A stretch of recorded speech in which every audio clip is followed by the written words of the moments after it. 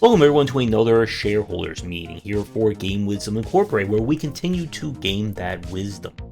For this year, we had a lot of new people joining amidst all the chaos and destruction that's happening in the world.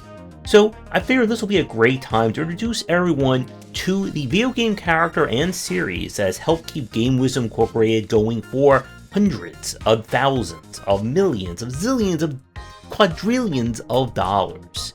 And yes, there have been some video games that have shared a little bit of success over the years, but none of them can hold a candle to the greatest one of them all. And of course, I am talking about Jumpy Jumpman. Jumpy Jumpman has had a very illustrious history.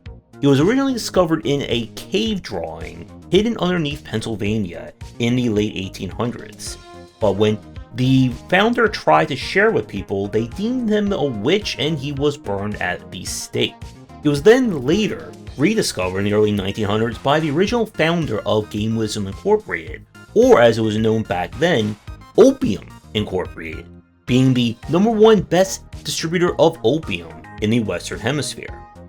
The popularity of Jumpy Jumpman was limited at the time due to technology. The only way to play the original version of Jumpy Jumpman was to have the equivalent of 3 Steam engines going all at once, making it the first ever Steam game.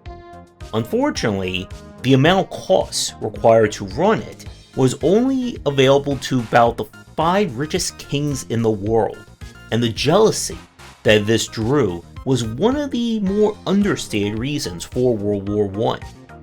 Many years later, when the world finally got all the war out of its system, Game Wisdom Incorporated was founded, and the things went to work on making the first ever Jumpy Jumpman.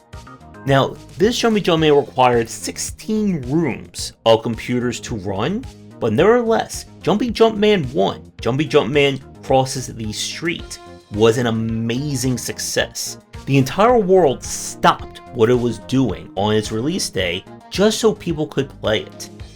Now, as we all know, sequels are when games really began to blow up. And a few years later, we had our sequel, Jumpy Jumpman 2, Jumpy Jumpman Crosses a Bridge. We knew very early on this was going to be a success, as every playtester who tried it out, following finishing the game, was so depressed that they were never going to be able to experience a new ever again, they all fell into a deep coma. But don't you worry about them, they're all dead. And Jumpy Jumpman 2 became a phenomenal success, earning billions of dollars pretty much overnight. As we entered into the 70s, when counterculture was at its highest, Game Wisdom Incorporated knew that we had to get in front of this, and that's why we created the striking art statement of Jumpy Jumpman 3, Jumpy Jumpman Jumps Capitalism, where you can really stick it to the man and big business by giving us the equivalent of $15,000 for a copy. And people rushed out to play this game.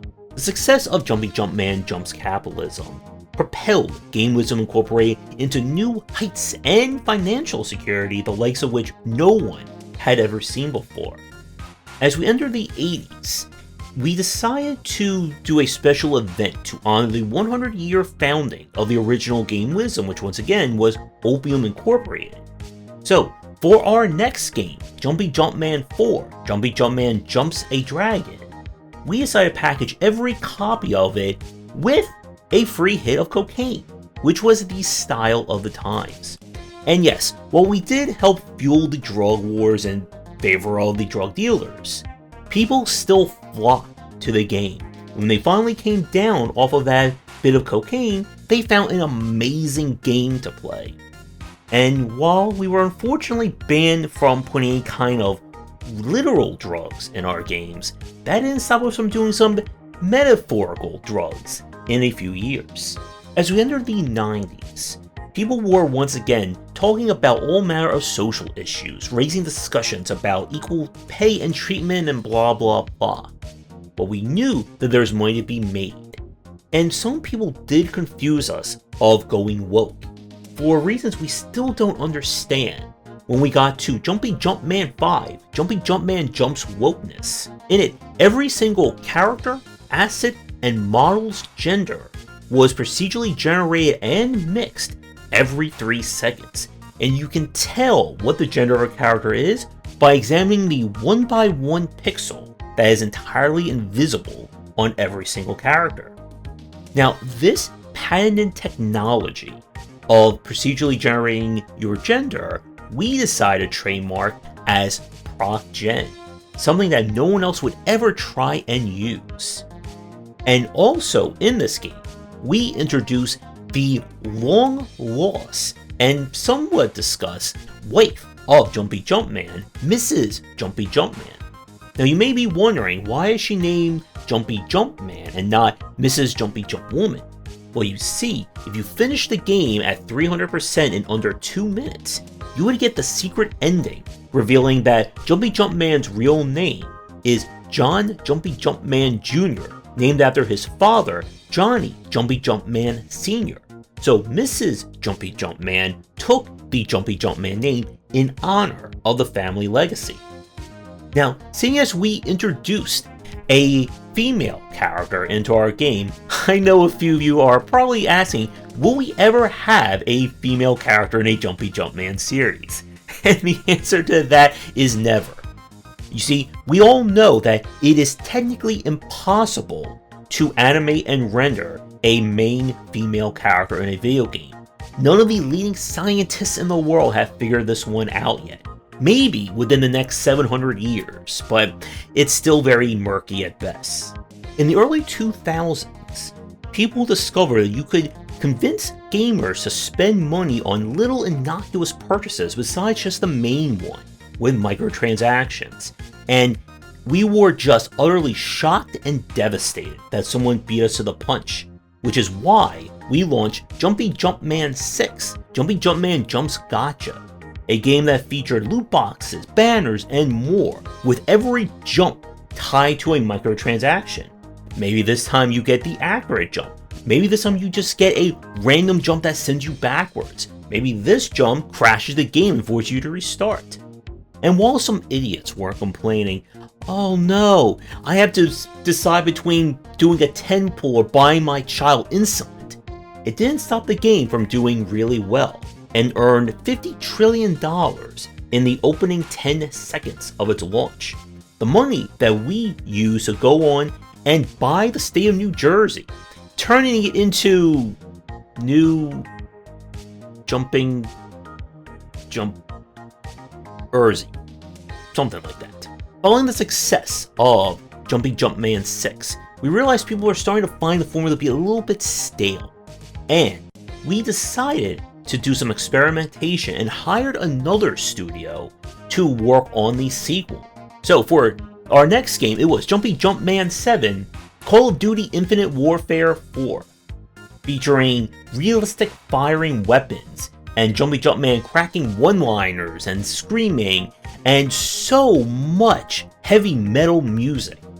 I'm so surprised that Activision decided to get John Cena to voice Jumpy Jumpman despite the fact that he had no written lines whatsoever in the game. Fans were confused but still interested, and they still bought billions of copies.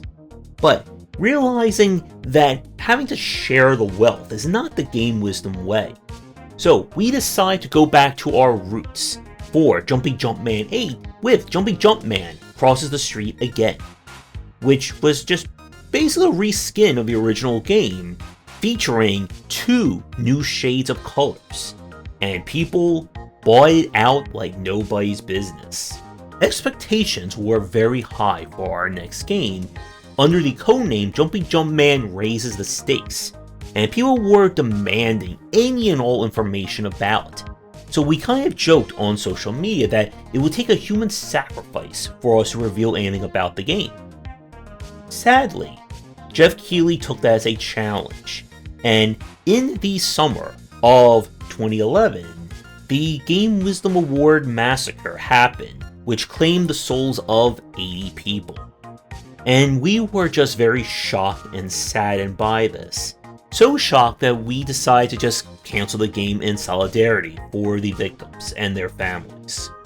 But people still pre-ordered the game, and we made a few $1,000,000 without doing any work whatsoever. For our next game, we had a bit of a problem, and it was kind of released a little too early with Jumpy Jumpman 9.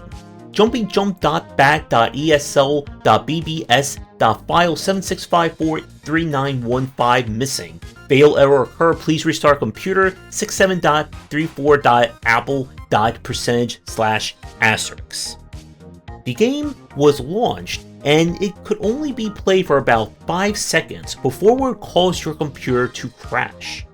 Nevertheless, for a game that only had about 15 hours of development, it still sold a few $1 trillion, so we consider that to be a success.